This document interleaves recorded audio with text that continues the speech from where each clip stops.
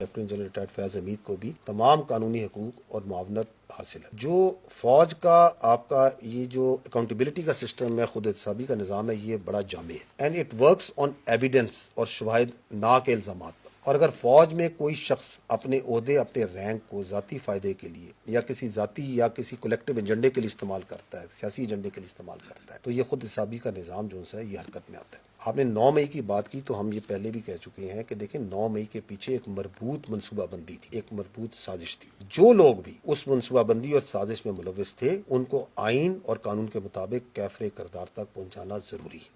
اور ہمیں یہ معلوم ہونا چاہیے کہ ہر فوجی افسر کے لیے صرف ریاست پاکستان اور افواج پاکستان مقدم ہے۔ پاکستان کی فوج کسی ایک خاص سیاسی پارٹی، نظریے یا سوچ کی نہ مخالف ہے نہ حمایتی ہے، اور کوئی بھی آفیسر اگر سیاست کو ریاست پر مقدم رکھے گا تو اسے اس کا جواب دینا پڑے گا۔